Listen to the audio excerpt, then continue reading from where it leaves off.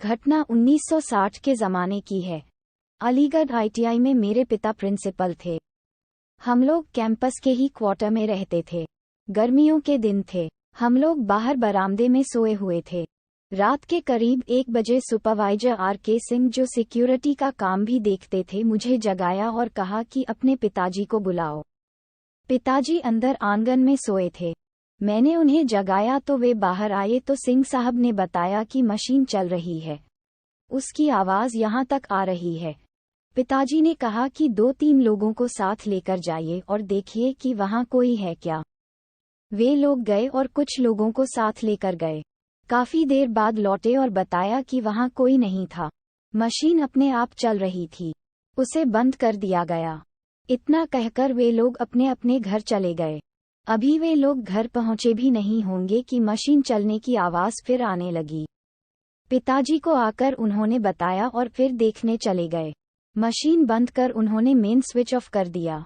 Workshop बंद करके पिताजी को बताकर घर चले गए। सुबह के 3 बज चुके थे। उस दिन मशीन फिर नहीं चली। मुझे लगा कि यह एक संयोग हो सकता है। दूसरी रात फिर मशीन चलने लगी।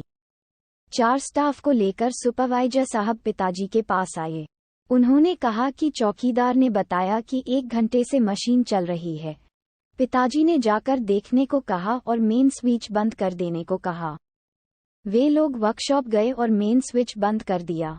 कोई आदमी वहां नजर नहीं आया। पिताजी को जानकारी देकर वे सोने चले गए। उस वक्त रात के 2 बज चुके थे। आधे घंटे बाद फिर मशीनें चलने लगीं। फिर वे लोग आए और पिताजी को बताकर वर्कशॉप की ओर चल दिए।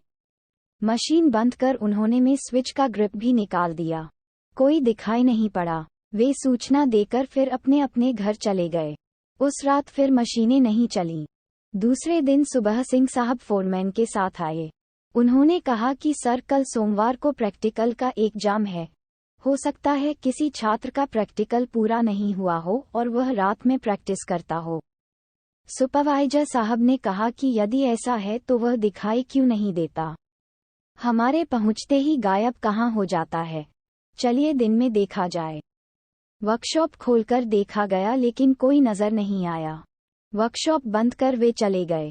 इतवार की रात फिर मशीनें चलने लगीं। सारे लोग परेशान हो गए कि यह कैसे हो रहा है।